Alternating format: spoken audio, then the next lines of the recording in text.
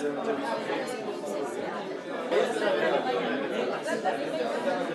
do you sound like that?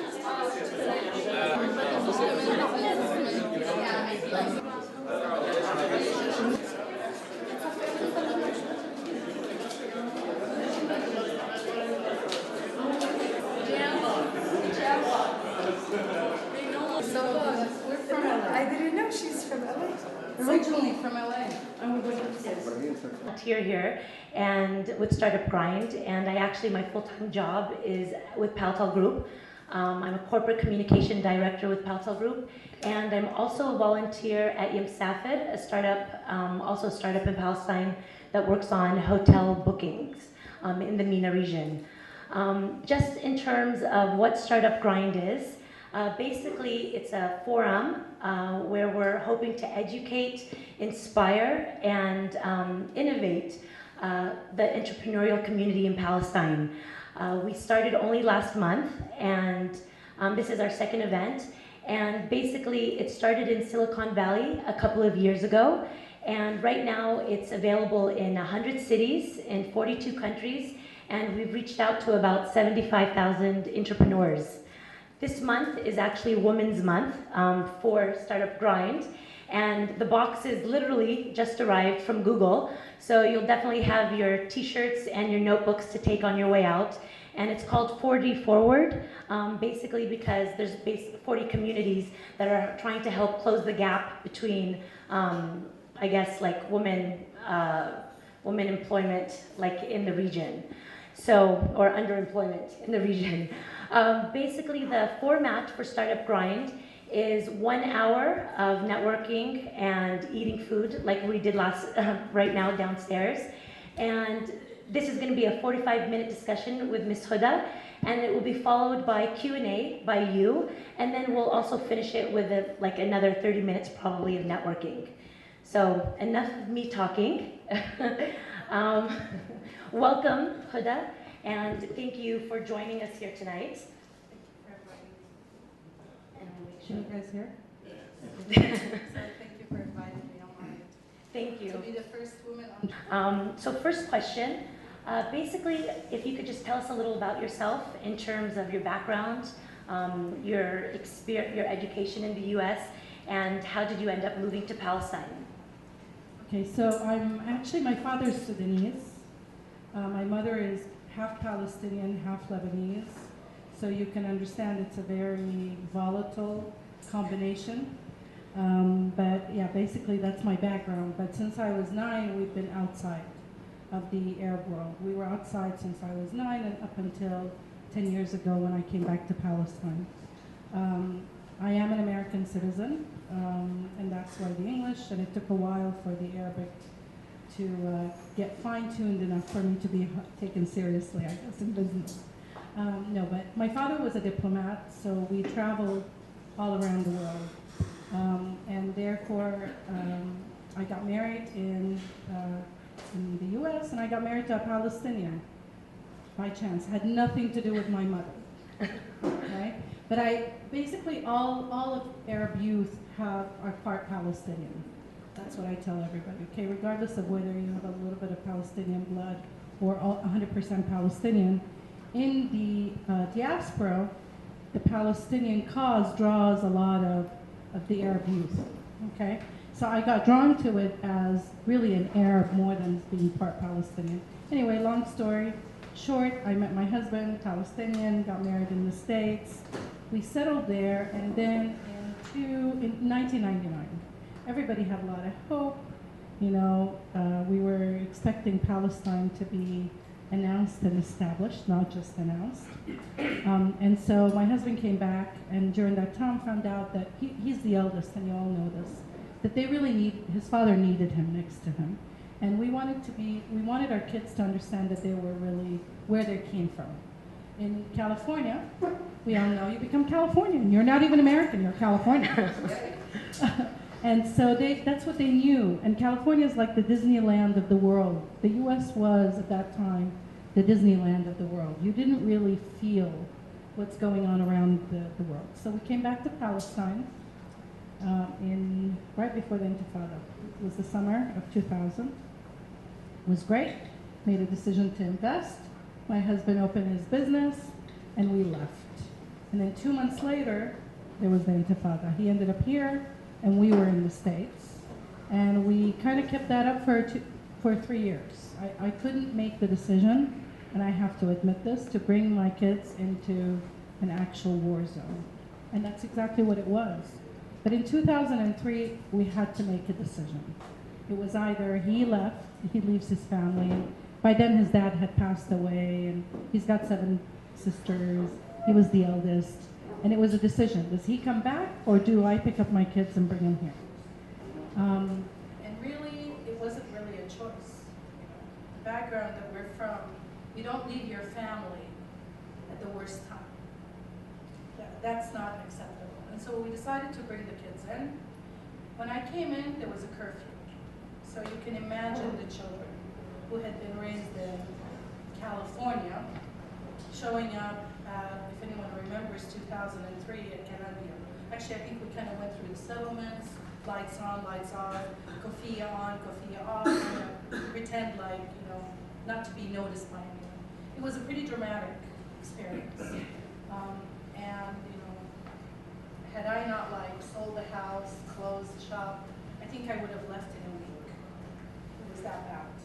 But I think you persist, and if you keep looking for that glass half full, and you understand what you're trying to achieve, then you will stick it out. And I'm glad we stuck it out.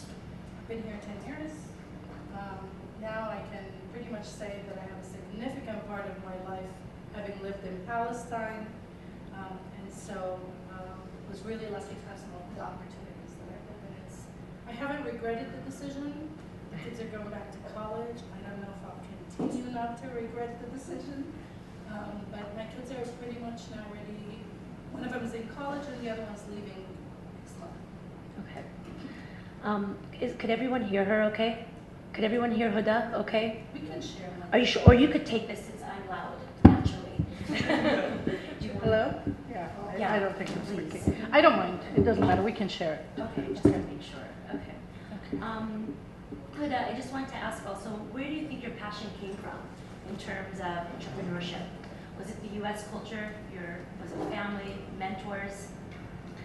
Actually, no. I have to say that in the U.S., I dabbled with projects in between jobs, but really the focus in my family, at least, it was education, getting a great job, going up that management ladder, and it was very professional.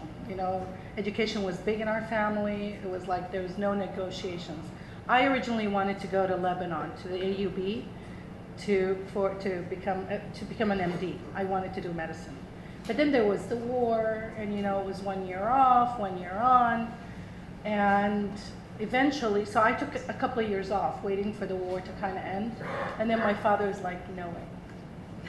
Okay, you got to choose a different part of the world, or if you want to go to Lebanon, go to Lebanon. And then my mom was like, over my dead body. So I said, okay, pick a career, pick a subject, because I really wanted to go to Lebanon.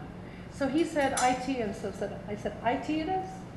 And, but I was going to go do IT in aerospace, okay, because I always wanted to do something a little different. So I went to an aerospace university and then decided I wasn't a nerd, and I just finished computer science. But so I never thought of myself as an entrepreneur, and in those years, entrepreneurship wasn't the big thing. It wasn't the buzz. It was the job, the salary, the sector, the position, okay? And that's how everybody measured. No one asked you if you wanted to become an entrepreneur. I'm gonna date myself, right? But this was in the late 80s, early 90s, right? But in between jobs, because I really didn't have a US citizen. I actually was a diplomat's daughter that overnight carried a Sudanese passport, okay? And so I went from being a diplomat to a Sudanese passport card holder. And the Sudanese passport is worse than the Palestinian one at that time. But the good thing is I had a great education. I worked really hard. I had some great opportunities to advance. And so I was actually sponsored by companies, and I got my green card by being sponsored. And so at that time, in between jobs, sometimes, I I wanted to take some classes in a particular subject. I dropped my job because I knew I could get another one. In between, I would dabble. And I have to say, none of the projects I did made me any money. I learned a lot, but I also failed a lot. And so it was only when I got here, and I still stayed the corporate ladder, right? But I realized that I had a passion for doing my own thing. And so I was lucky. In between jobs, again, I actually followed my dream and opened a coffee shop. And it was I think it's a great success, personally, not just money-wise, but it was a successful business. But entrepreneurship really got created here. Mentors. I worked for two of the most amazing entrepreneurs in Palestine. No matter whether you agree with them, you agree with the way they run business, but I worked for Bashar Masri, and I worked for Abdel Malik Jaber.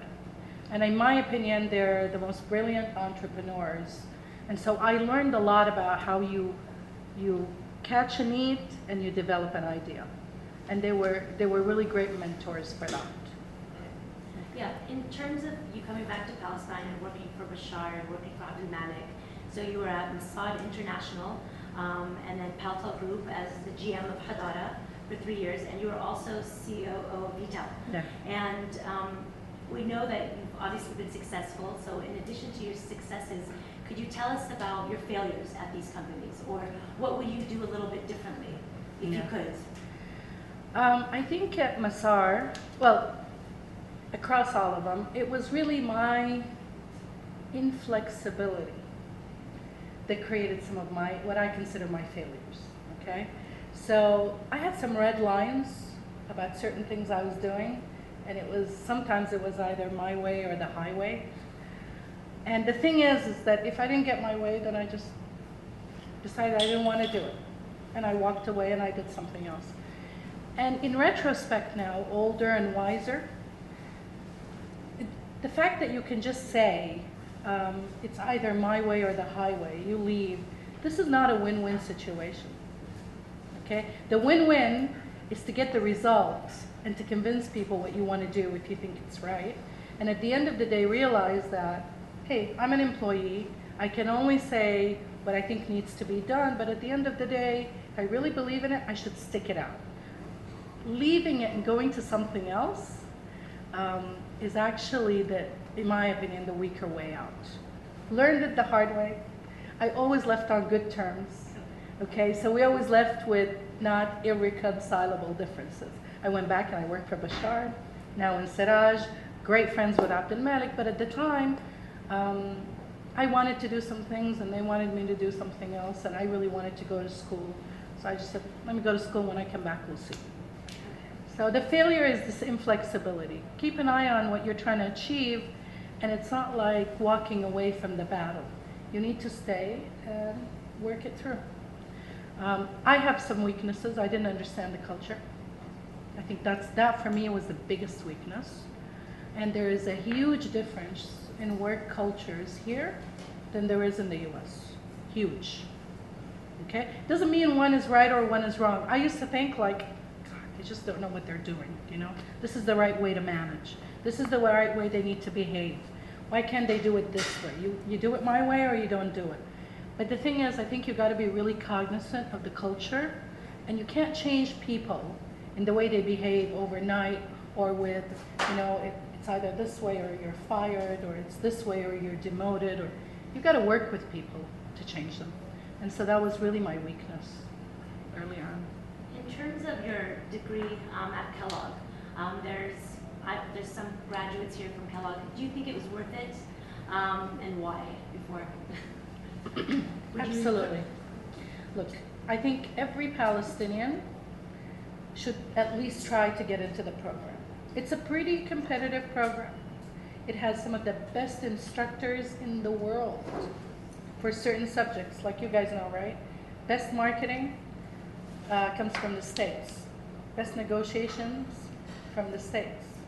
Best finance, believe it or not, is Israel, okay? Best legal is from the US. So they have, like, across, you know this, right? Across the line, they have the best instructors And there is a program that Palestinians get scholarships.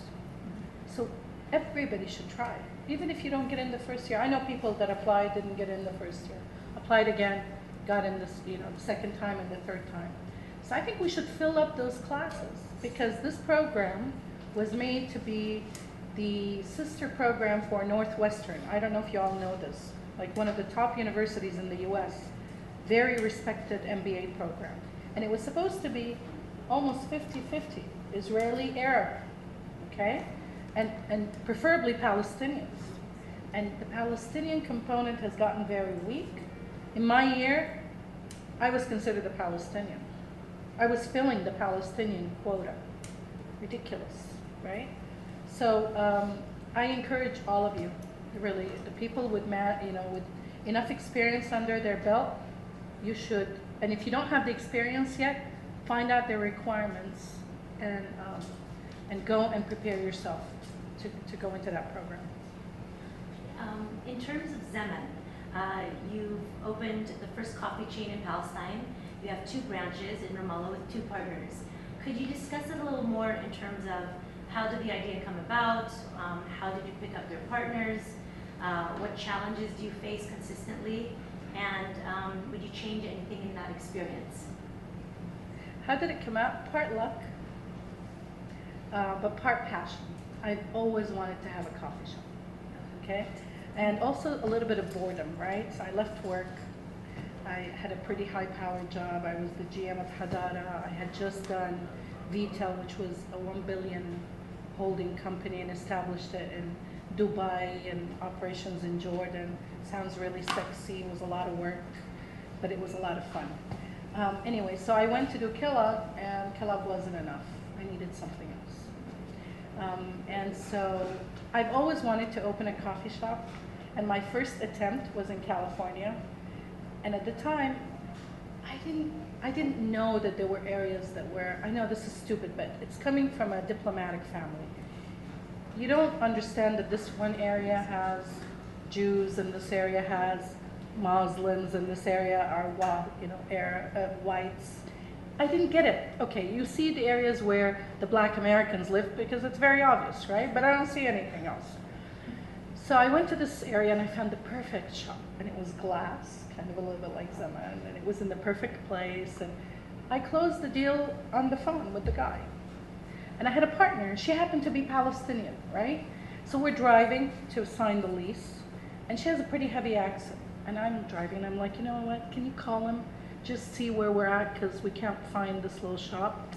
And so the guy answers the phone, and he's like, and she's asking, he goes, who are you? He says, I'm Huda's partner, we're coming to sign the lease. And he goes, what's your name? So she told him, he goes, where are you from? Palestine. Click. But I'm glad, because it turned out to be Signage area in California. They could have been dying for an espresso. They were not going to come to my shop, right? Anyway, so it didn't work out, and so we did it here. And it was done while my partner and I were getting a haircut at the same shop. Ahmed? Yes. We were hennas. Yes. Ahmed, my partner is very, but he's like that. And we worked together in Paltel Group. We were in the group, right? So we were both executives of the group. So I'm sitting there and I'm like, I really, really want to open a coffee shop downstairs. I think it's the perfect location, right? And he's like, oh. I said, Ahmed, there's a need. Nobody just knows that there's a need. And he says, I said, aren't you always dying for a cappuccino in the morning? He's like, yes. And he's like, why should we open a coffee shop? Let's launch a brand. And this is how it started. This is exactly how it started. And Ahmed and I didn't have enough cash, so we wanted a third partner. And Walid happens to be Ahmed's lifetime buddy, and he joined us. So would I do anything different with Zaman? Zaman was a passion for me, and it still is. We made mistakes. Our biggest mistake is none of us knew anything about the coffee business. We knew we wanted a great cappuccino. And we wanted a place where we could hang out in the morning, and a place that opens at 7 o'clock for coffee, not at 12 o'clock. coffee shops here used to open at 11. Are you kidding? Right? And we wanted places that open 7 days a week. It's not like on Friday you have nothing to do. You're gonna like kill your husband, or he's gonna kill you if you don't get out of the house. So we wanted a place to go to. So we identified a need, right? But the thing is, none of us knew anything about running a coffee shop. And both of us are kind of Western trained. So we thought we're gonna do this the Western way. We're gonna be in our jobs, we're gonna hire a manager, he's gonna take care of everything, and everything's gonna be rosy and dandy. And there's a lot of issues with work ethics here. And if you don't know what you're doing, the vendors take you to like they say in Arabic, you're back thirsty after having been to a spring or whatever. So we got cheated. We paid very high prices for things. Our store probably cost us 1.5 times what it should cost us. So we learned the hard way.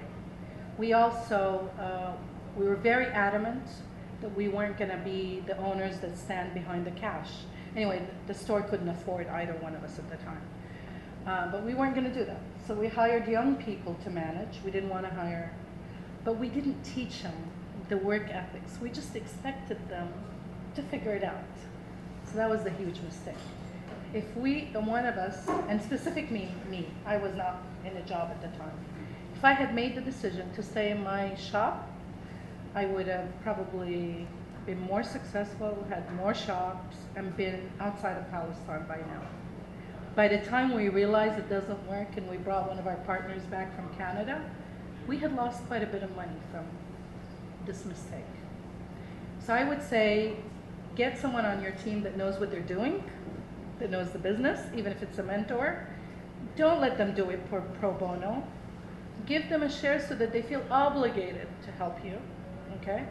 And 2, don't expect people to understand what you want. You gotta like show them. You can't just talk. You gotta show them what you mean. Work with them. So that was the only mistake really with Zaman. Will you be opening up other branches? We are, yeah. Of course. I mean, that's not enough like work. I need more work. Our goal is to be the first franchise created in Palestine, the first coffee shop franchise in the Middle East. Okay? There isn't one. All the ones that are in the Middle East today are either multiple stores, corporation that owns multiple stores, or they're international brands. So what we want is a franchise.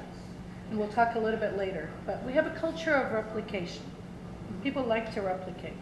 They see success, the supermarket, I'm going to open another supermarket right next door, because maybe that location next door will make sure it's successful, right? So we have this culture of not taking risks. So the best way to do it is through a franchise model.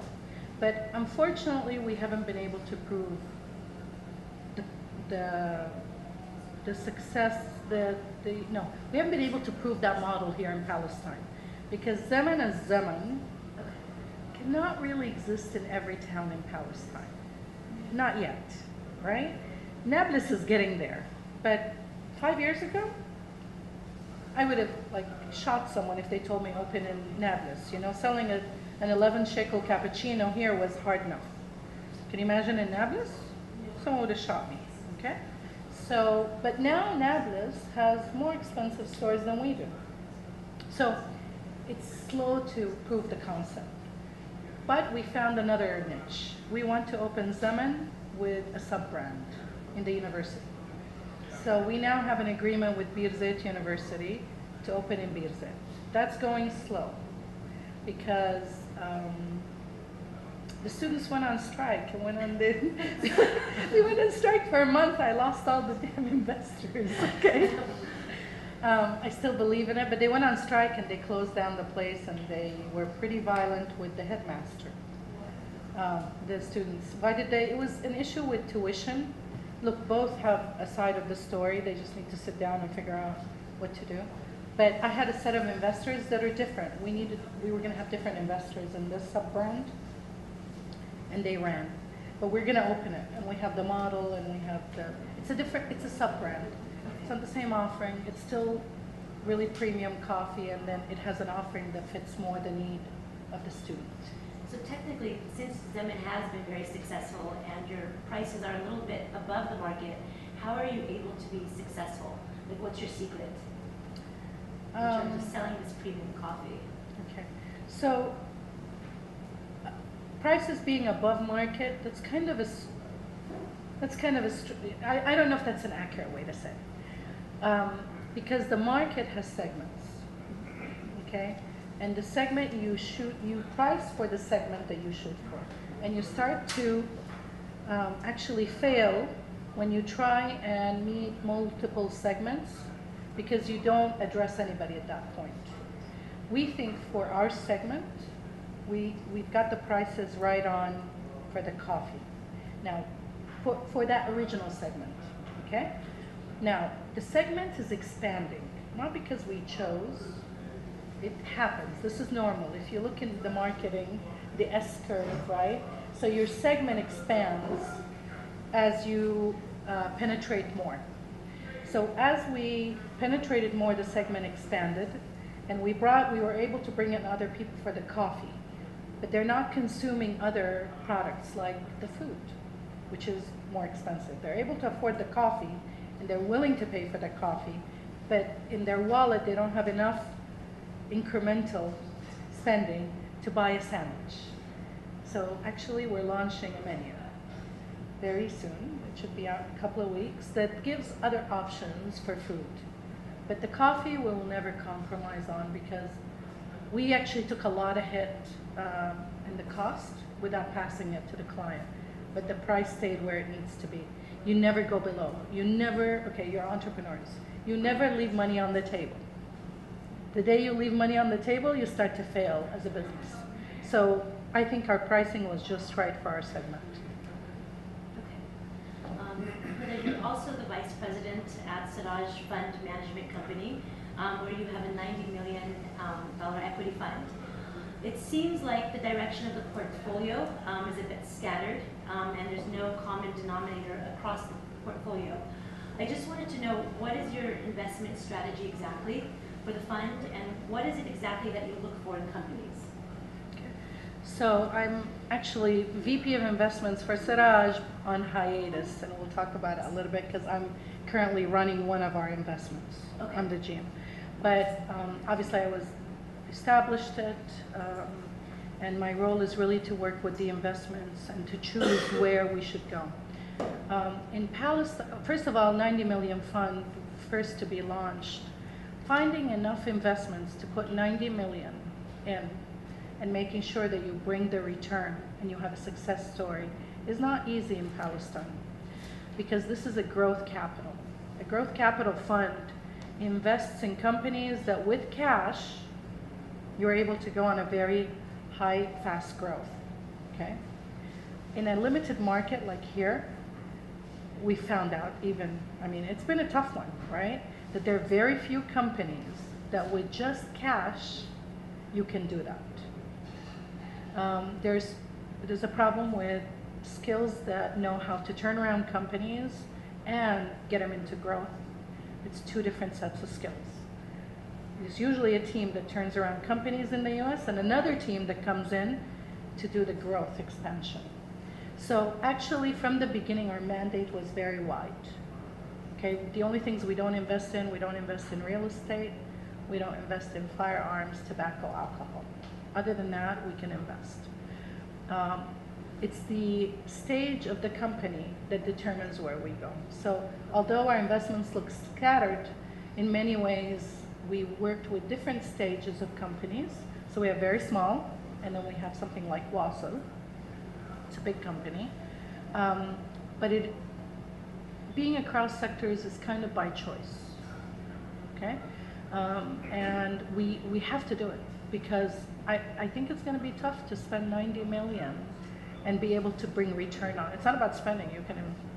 I can spend it all in 2 weeks, but am I going to bring the money back? Okay. And how do you see Siraj adding value post-investment? We're still trying. Okay, I know. Siraj actually has a really incredible team. I don't know if you know any of the guys that work in Siraj, but We have a team of, I think now we were 17. We have 35% that are under the age of 25. We have 30% women. So a lot of young people that work there, and we have very talented people, and we have also skilled people. Some of the people that we had or we have in the team have like marketing skills, so they can go in and help the companies with marketing. So we help in two ways. We help in helping the company put the strategy, and we do very well with it, and a plan of where to go, theoretically, okay? We help them in filling some of the skills, but sometimes we even are challenged by the two different cultures, okay? You're taking a family-owned business and you're turning it into a high-growth company. Most of our companies are family-owned, right? So it's like, if anyone knows the US, it's like, I don't know, it's like taking Max Mar and turning him into, what's the no, Bravo is easy. Taking Max Mar, and it's like Casino or whatever, and what's the French supermarket? Carrefour, right? And doing it in 2 years. Tough. You need a different management, you gotta take care of the owner, you gotta take care of the staff, usually the company has problems financially. So we're always trying to help, but we have to protect our investors. So it's a balance between not starving the company from cash, but convincing them that they got to go this way in order to go into growth capital. So theoretically, it's money and skills and direction and control. You mentioned obviously some of the problems that we have in society, whether it's the culture or the skill set. What other problems do you think that we have in terms of the entrepreneurial ecosystem? In terms of where would you improve it? What are the problems that you see from your experience? Until recently, you didn't have a place like this. Now you have E-Zone. Okay, that was critical. That's one. Two, you didn't have seed funding. Now you have seed funding. There are three things you got to have. Okay, you have to have money. You have to have good entrepreneurs. You have to have mentors. Actually, more than three now. And you have to have a support system that guides through and shows you the way, right? I think what we're missing until now is the specialized mentors. Okay, we've got the location now. We've got the seed funding. We got a lot of people with energy. We have entrepreneurs with great ideas. But we're missing entrepreneurs in this area, which is the internet, Arabic content. And it's not just here. It's missing all over the Arab world. Okay, we had there was one Maktub, is the only big exit, and I think now there is one Markat or something, one big one that they're working on in Jordan. But how many mentors are people that have done what you're trying to do just a little differently? So if you're doing online shopping, you know, a mentor could be the guy, the general manager of Amazon, for example. That's a mentor. So we're missing that. And we're gonna have to give up the Arabic side and try and find mentors that are willing to work with Arab content here in Palestine. So I think that's missing. Two, we have a problem with the market, but this is not an issue here. Here you've got the whole world, but if you look at entrepreneurs in non-IT, we have an issue with the market, and that's not gonna really be solved until there's some kind of a political solution, interim solution, I don't know. But without borders and with this, you know, small cities everywhere, the Swiss cheese, the market is hard and it's too small. There's Sir Ronald, who's one of the founding fathers of European VC, and he was a key player in the entrepreneurial revolution. And he said that this revolution was driven by innovation and risk-taking. And putting risk-taking to the side, do you think Palestinian entrepreneurs are truly driven by innovative ideas?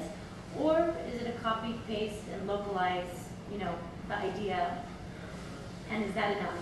Do they have to be innovative, or could they work on take an idea and localize it? I think localization is innovation. Okay. Okay, localization is not writing it in Arabic. That's not localization. It's taking an idea. First of all, an idea, you've got to identify the need. Forget it. You can't just create something and then say, if I create it, they will come. You got to know who you're going to sell this product to, and that there is a need, and they really need it. And the most successful ones, and the ones that identify the need before the customer identifies the need. Okay? Nobody had said, oh, you know, nobody was standing in the street saying, I need a cappuccino. Okay? Nobody was wailing. You know, sometimes when we're sitting together, someone would say, God, I could do with a cappuccino. Okay? But they didn't realize that it was like this need that would create the success we have. Okay? So innovation doesn't mean you got to come up with an idea that has never been thought about, but you could come up with an idea and tailor it for a need. If you look at Zaman, okay? Everybody's done espresso coffee shops. I mean, they exist all over the world, okay? But the localization, frankly, I didn't study anything other than the Israeli models, okay? Starbucks wouldn't work here. The taste in cappuccino and for blended American coffee is not so sophisticated that they want the 30 blends that you give in Starbucks. They want you to give them a blend that they like, which I found, by chance, was the Israeli model, okay? Also here, they want food with their coffee. And you know, I know people get sensitive about Israel, okay? Or Israeli ideas, but you know what? Let's get over it. They use us. They use this market, they sell to us, they abuse us, they take our money, they do all of it. It's time that we steal something from them, you know? I want Israeli tourists to go to Zaman and spend their money there, and I want to serve them Arabic salad that says it's Arabic, okay, salad, not Israeli salad, which they see in aroma. So I don't have a problem using their word, I don't have a problem studying their models, I don't have a problem taking from them, because they take a lot from you, so learn from them. They are an Excel society. We went to Kellogg together. I just wanted to learn. I couldn't care less if I got the high marks. That was me, okay, because maybe I was that side of my career. I just wanted the skills. They would fight over every point. They would go and stand there half an hour to talk to the professor for 1 extra point on a 100-point exam. Okay? So they are that. They're very driven, and we should learn from that. I think there is an issue with our society. Okay, and I don't know if it's just in Palestine. I don't think so. In fact, I thought Palestine is better than the rest of the Arab world, but I'm afraid we're slipping. We're settling for the lowest common denominator. I want to do what the minimum needed, okay, to do my job. I don't want to excel. You know what? If you're a receptionist, you want to be the best receptionist. If you are the guy who files, you want to have the best filing system ever. That is the American way, and this is the way the Israelis are too. The Europeans, not so much, frankly, okay? But you really want to have this, and this is what they want, they do. And so this is missing. The risk-taking is another problem. You don't take risk, trust me. You may be comfortable, but you're never going to be super successful. Innovation, risk-taking is critical, but innovation doesn't have to be, oh, you know, I got to come up with this, like, you know, how to get to the moon, or create the shuttle, you know, or make something like the shuttle. Innovation comes from very small changes to ideas that exist. In terms of my experience, I work also, as I mentioned before, at UMSAFID. I volunteer after Paltel Group, and I know that we've built a very solid team in terms of the hard-working, talented individuals that are recruited to UMSAFID. And the challenge is basically the time that it takes to build the right team. And I think the problems are, to name a few, are donor money, Arab culture, and of course our inadequate education system. Where do we begin to fix these issues in terms of getting the right talented individuals at any startup? I think it begins with the guy with the idea. You know, the person with the idea needs to realize that he can't be everything. Like in the company that I'm running right now, I'm not a finance person. I mean, I understand it. I can read financial statements. I can tell if you should invest in a company, but tell me how to what accounting treatment, how my financial statements are generated. I really couldn't care less, right? So when I sit down, I go into a company, I say, okay, what completes me? In order for me to be successful, what completes me, right? And I look for what completes me, and I'm not threatened by it, because without this person, I'm not going to be successful. So number one, this teamwork is critical. Nobody's going to invest, we keep saying we're not going to invest in individuals. Nobody in the world invests in individuals, because if the individual decides he doesn't want to do this anymore, their money's gone. So the teamwork, the team is not just for redundancy, it's for completion. Even if you have all the skills, even if you can read financial statements and you can go do marketing and you can do operations, you cannot physically do it all. You can't manage it all, okay? So the team is critical. We are not a culture, really, the Arab culture is not a team culture. You have to work on it. And you as a leader have to lead by example, by creating your management team, so that your management team then creates the supervisory level and brings in the staff. You can't just bring a team and say, you've got to work as a team and then I'm a dictator. You can't do that, right? So if you're acting like a dictator, no one's in your team is going to work as a team player. So you got to start with you. You got to start internally. You got to build your team. Now skills, skills come partially from university. The other comes from mentors and from the work environment. Our biggest problems is our youth are not getting the opportunity to get on-the-job training. It's not so much the university the problem, because when I talked to a couple of ladies from Birzeit, and they're like, "Oh, we're from an entrepreneurial finance class or something." That's great. That's what they're teaching in universities today in the U.S. So. Yes, theoretically, في مشكلة, they need to keep يطوروا, but I think our biggest problem is on the job training, that most people don't get the chance. And that's in the corporations. That's like your corporation and my corporation. And the big corporations have to make space for these people to come in and work. The problem though, they gotta work. They can't just come to get credit. They can't. And you know what? Volunteer for free. Don't expect to get paid. Well, a lot of you are not that young, but kids in college, even my kids, it's like, no, they're not going to pay me anything. I'm not going to be able to. It's like, what's your alternative? You're going to sit at home. You're not going to get paid, and you're not going to get any skills. Go. If they like you, they'll start paying your travel expenses. Then they're going to feel bad that they're only giving you $200. You know what, he's working really hard, he did something with our filing, we'll give him a bonus. So get into the companies for free. Work the shifts that nobody wants to work. Work the jobs that nobody wants to work, because you'll be able to interact with people that are doing the work that you want to do. You'll learn from it. And our companies are also working on work, structures and so on. It's a difficult environment because everybody's holding on to their jobs, right? And they don't want anyone to learn anything from them, because they're afraid that if they learn, and this is happening in the States, guys, recently. Before, there was so much work, everybody was very open with their skills and their mentors. Now they're afraid of training their replacement. This kind of exists here. But it's okay. If you're doing it for free, they're not going to see a value in you. So just pretend like you're going in and pick up the skills. The last thing that I think I'll touch upon is women. This is Women's Month and for Startup Grind.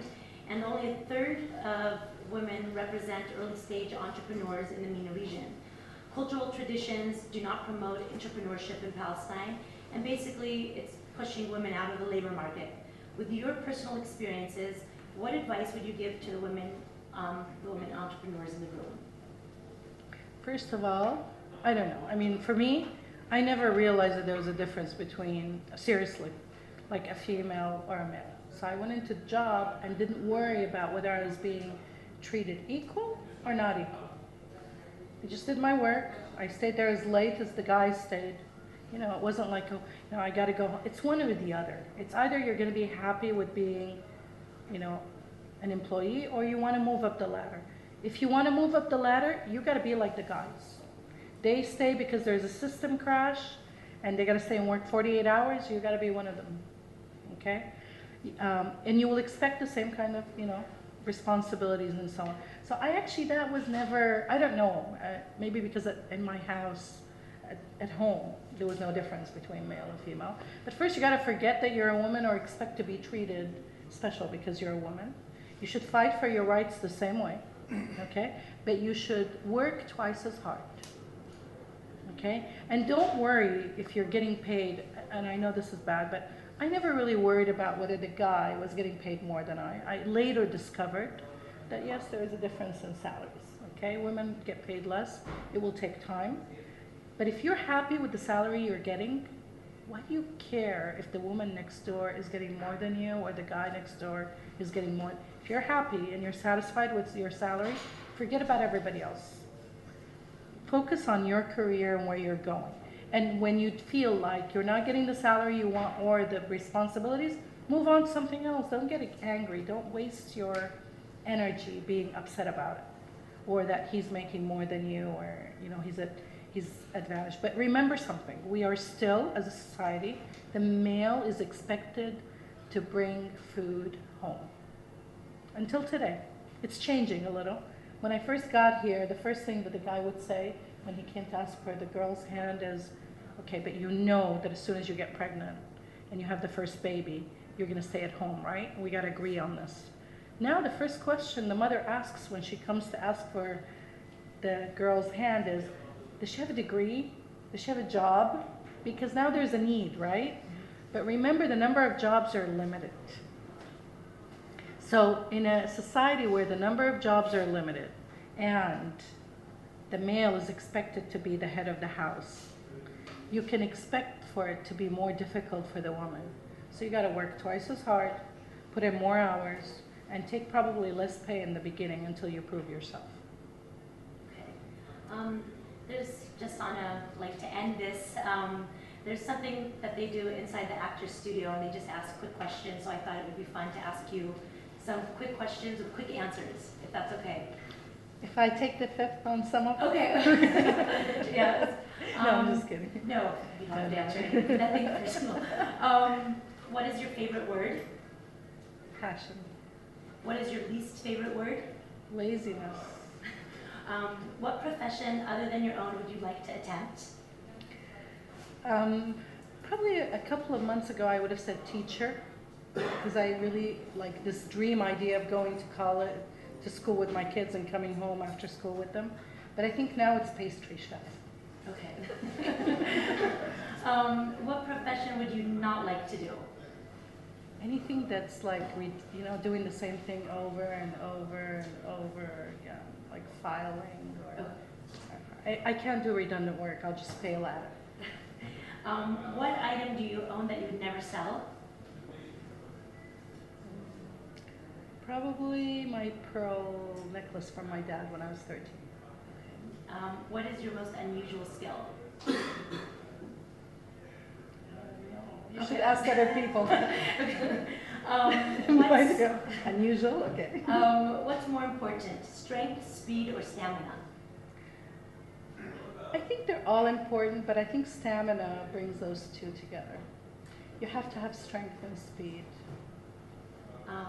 What historical figure do you most admire? I know this is going to sound really kind of like cliche, but really Mandela. Mandela. What's the best compliment you give to others or you can receive? That you superseded expectations. Who do you think does a good job? Where? Anywhere. In Palestine. In Palestine? Shit. Who does a good job? God, I feel bad. I think the team here, I think everybody, it depends. I mean, if you ask me my company, okay, I'll tell you, like, I think that my director of operations does an amazing job. I think there's always someone doing a great job in any successful company or institution. So I don't think you could say like, you know, the president's doing a good job, because the president has a team that works with him. Okay. Okay. But right now, frankly, I think Bashar is doing an amazing job building Rawabi, and I think Abdul Malik did something amazing with Arab Nur. When was the last time you tried something new? Like a couple of months ago, when I decided to run a leasing company, and I've never ever worked with a financial product in my life. So I'm always doing, every 2 years I have to do something new. And if, last one, if you could have the attribute of any animal, what would you choose? Can I do two? Yeah, sure. Yeah, why not? The crocodile with thick skin. Okay. No, and the deer with a grace. Okay. Thank you for that. Thank you. Thank you very much. Entrepreneurs, why are you guys here? Interesting. Just to listen to my great voice? No. But I'd love to know who's interested in entrepreneurship. Based in Palestine, and to have been able to succeed the way you have is something I definitely want to learn from. And I was somebody that worked for Bashar Masri and still want to. I hope in the future when I do sign, finding the right product, there's just so many things that tend to overwhelm you. And then we keep going back and we're like, simplify, simplify. It really can't be that difficult. It's just a certain model and you just stick with it, and it's persistency. And passion, like you said, it's something you want to do. And I love how you laid it out, because I think Nada and I will agree to a lot of the things that you said. And I'm just glad that it's that simple of an idea and how it just goes. But it's a lot of work. Of course, of course. And expect to fail, and expect your idea to change. You know, and it's okay. Leaving at 5 days a week, and you're an entrepreneur. And even if you're not an entrepreneur, if you're starting, there's a lot of competition. And if you're an entrepreneur, you know, you should be falling asleep on that computer sometimes, you know. And it's a lot of hard work, and it's okay to fail. But the one compromise is we weren't going to cut corners. So that was the whole, and there were a lot of skepticism in the market that we were going to fail.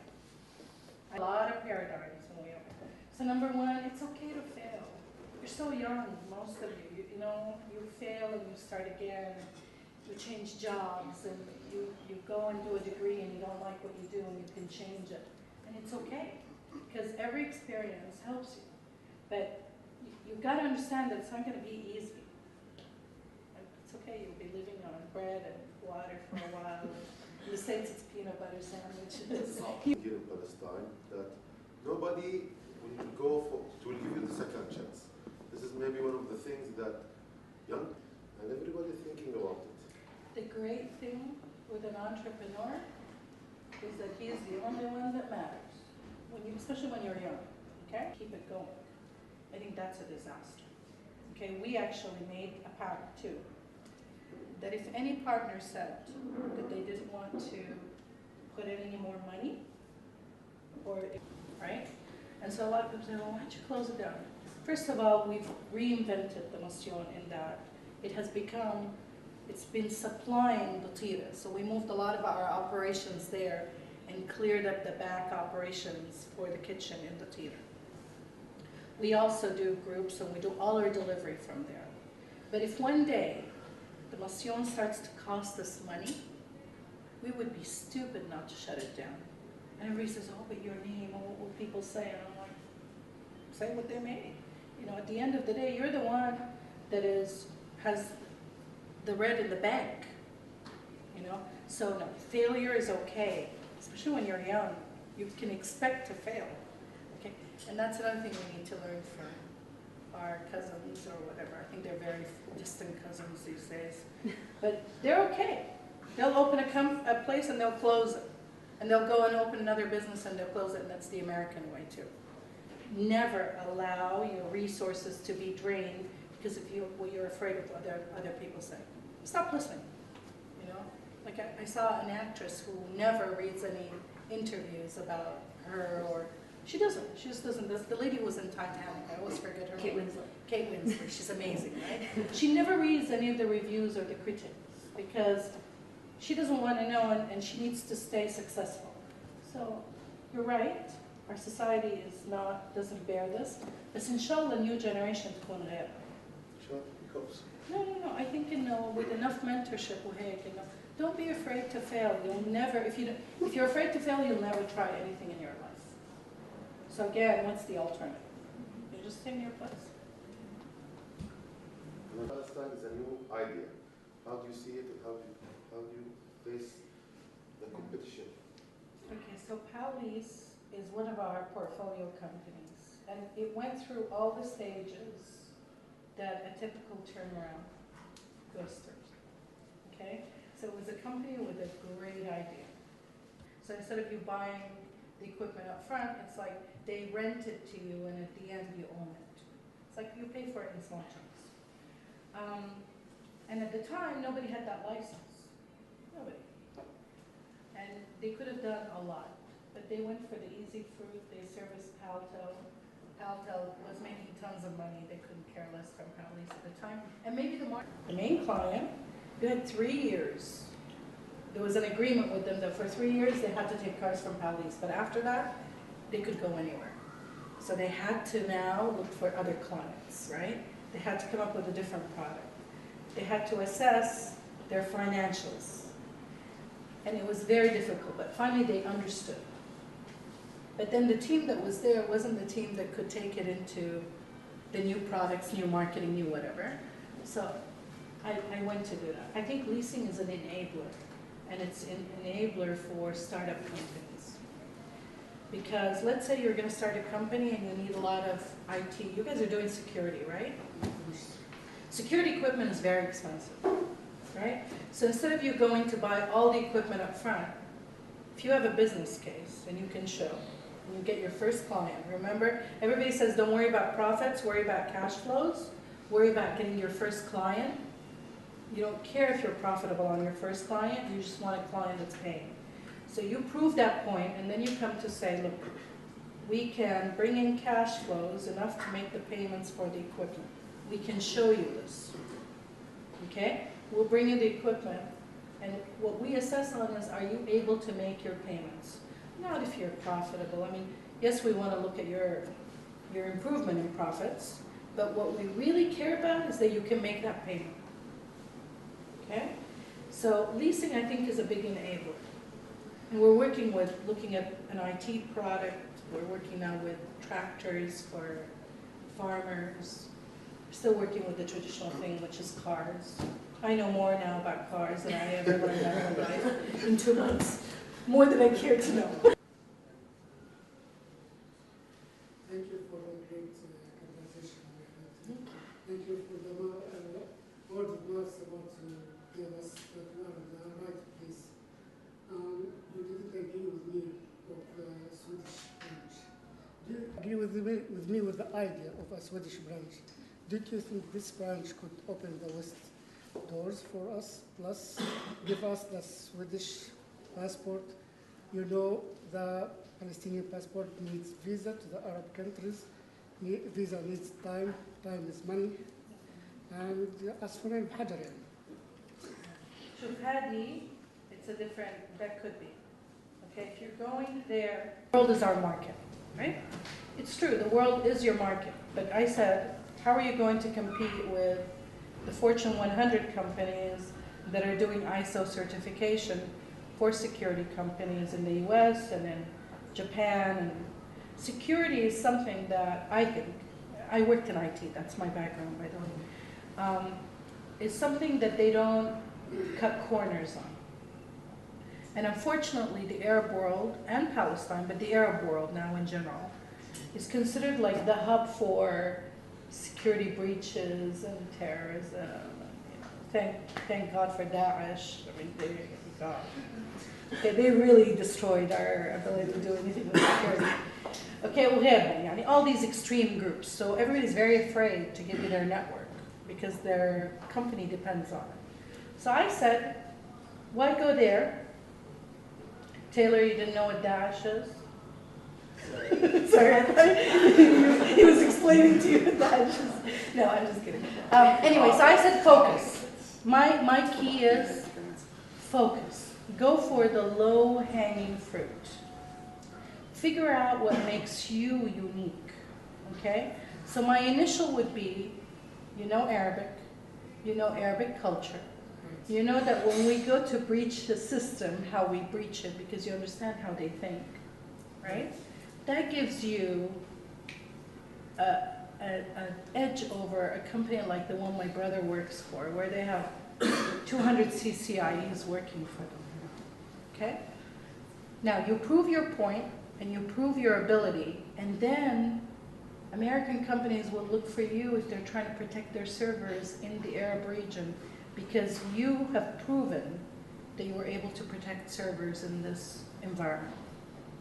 But going to Sweden for the passport is a different thing.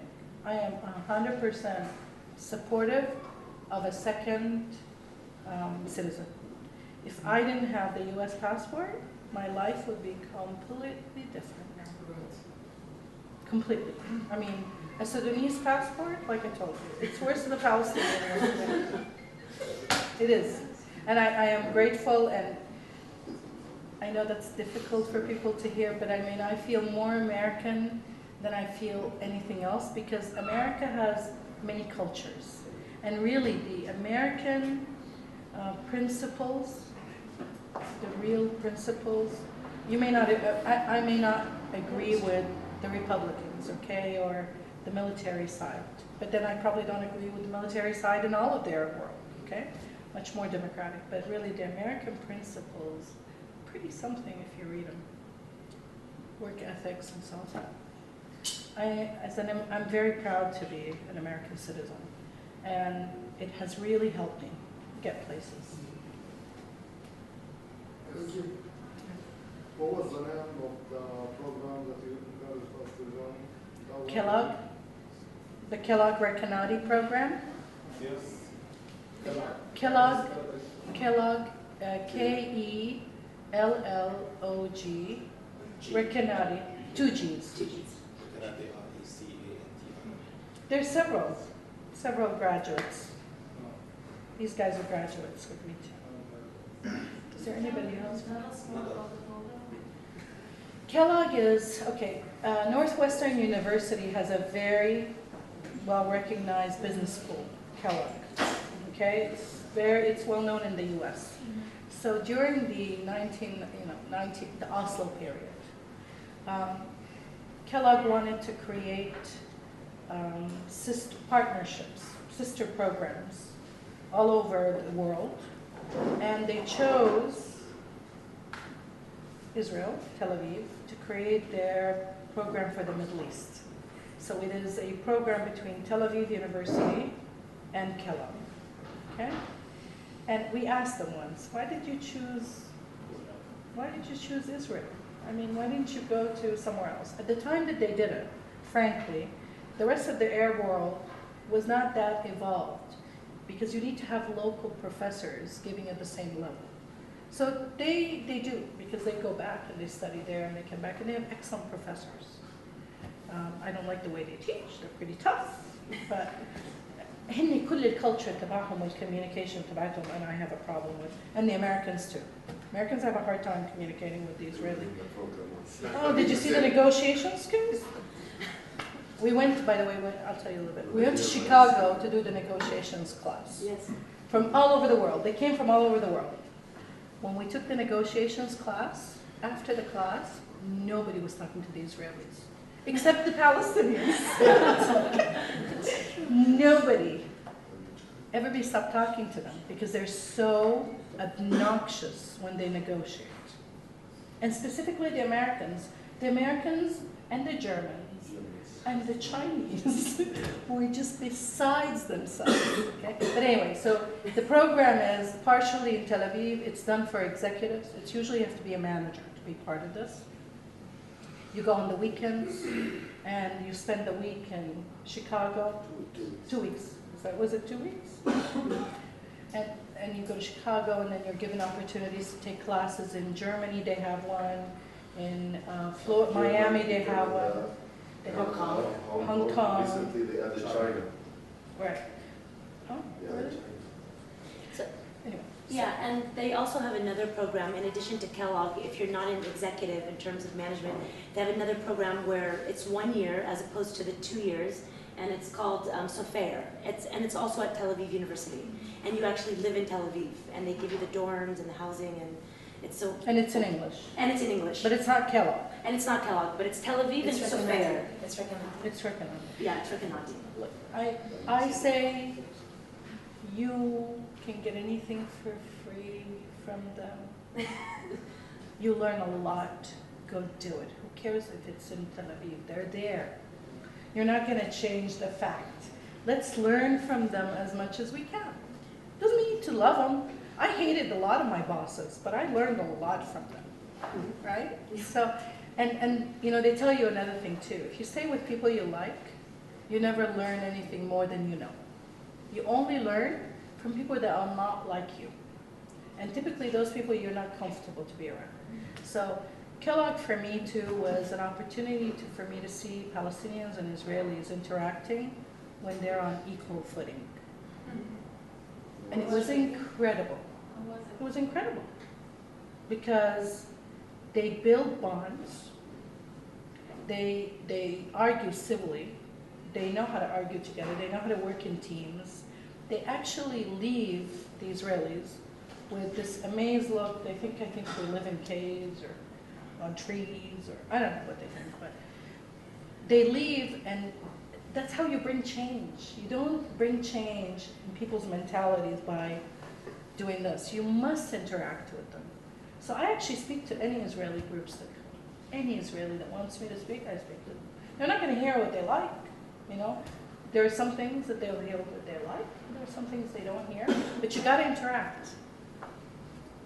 You got to interact, and it can't be this, you know, you're the occupier, we hate you, you're horrible, you're this. No, you got to talk. You got to negotiate. Thank you, Huda, for the speech. I have a couple of comments. First of all, I want to stress out that what you said is very important about identifying the need.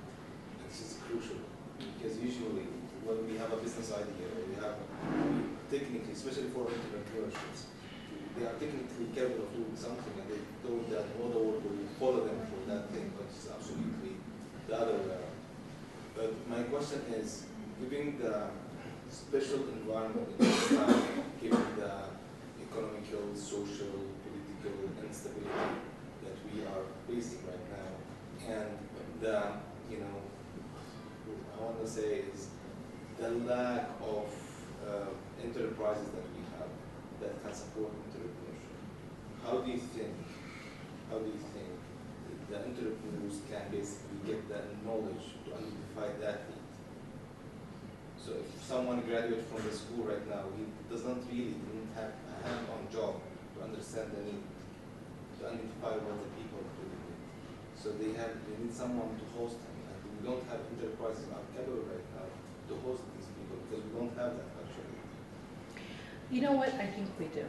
I think any company today, if someone came to me today from university and said, and we had somebody, she came and she worked in Pallease for 6 months for free. Okay, before I came, because I came just to take on the company recently. She had been there for 6 months. She learned a lot from being in that company. Our problem sometimes is that our youth feel very entitled. They feel they're going to come out of college, that if they work as a secretary, you know, they should be paid at a minimum $300–400 a month. Okay, I understand that's nothing, it's peanuts, okay? But you know what? And they should be living comfortably, and it's got to be in Ramallah, I can't be in Nablus, and I'm not going to go to Jenin, are you kidding? You know what I mean? No, you do. If you volunteer, you'll find places in the enterprises. They don't really want you, you're kind of in their way, okay? If someone can just do the work on their own without teaching someone, it takes less effort. But if I think the universities right now, by the way, like Birzeit is now working with Paltel and with Massar to do a co-op program. I discovered this is the first in the Middle East. Even AUB doesn't have a co-op program. So that's a plus, okay? So you almost have to force yourself. No one ever came to me at Zaman and said, I'll volunteer, just teach me how the finance of food works, ever.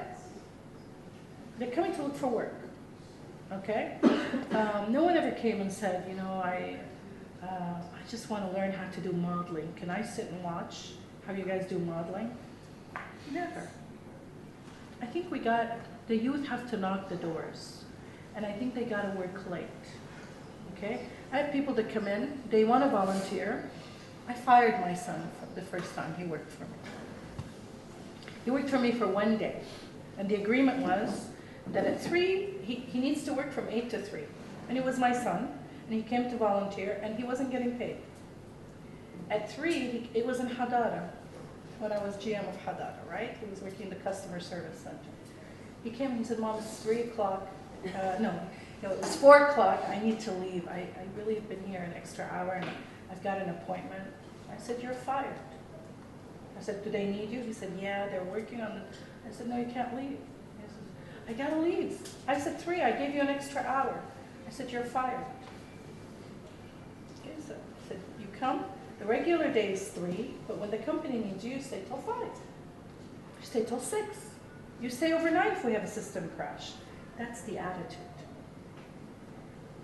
I know they're not the perfect enterprises. I told you, because a perfect enterprise is when people are very comfortable and feeling secure in their companies. Nobody's is secure in Palestine. Nobody. Even GMs don't feel secure. Because when they leave that position, there's another 20 people that are willing to take, 100 people that are willing to take that position. So you've got to become so valuable in an organization, and start with you. You know, some of you guys work, you have people under you. Start mentoring them. Start asking them, you know, call the university and say, you know, we're willing to take 2 or 3 people into our company and mentor them. Okay, let them come in, let them try. When you have a little task, instead of burdening your people to stay an extra 2 hours, bring somebody and let them work with them. You know, but they can't be expecting these, you know, minimum $1,000. You know, I graduated Birzeit University. My first job should give me $1,000. My kids are there too. They were there too. But they learned the really hard way, even in the US now. Now, I had a group of, I don't know if anyone knows of MEET. MEET is, yeah, they're basically Jewish American young leaders. They're planning on being leaders. They're trying to bring older generation and coming home to understand the Palestinian issue, to try and change the whole concept. You know, these guys are against settlements, against, you know, so they're trying to change the thinking. So these girls come, and you know, Yehud Bisadu Balad. So these girls are graduates from like Harvard, and Columbia, and Ivy League universities, and they've been given. They hate the word entrepreneurship, not internship. And I said, why internship? They said, because it's modern day slavery, right? They work 2 years. First, internships are usually a maximum of a year. They can give you 1 more year. The idea behind internship is you prove yourself and then you're hired. There are now positions in the US that are constantly filled by internships. They go in for a year, a second year, and then you know, they get tired, they leave, they bring another student. Fills it in. So you almost have to become so valuable that they don't want to lose you. You become core. But do it for free in the beginning. المشكلة in both sides. مشكلة على شبابنا كمان. مدلعين. شوي.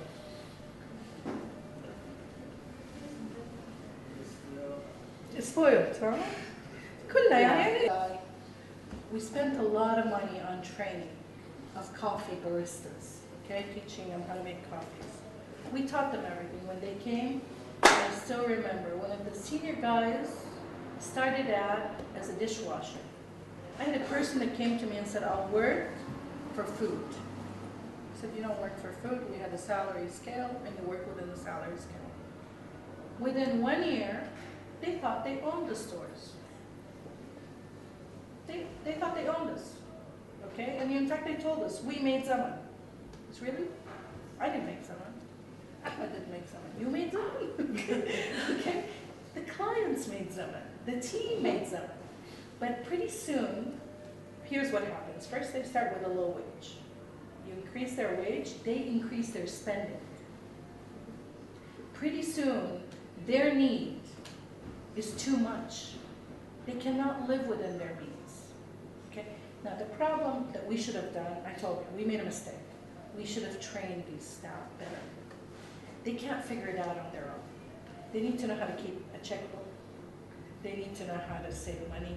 They need to balance their budgets.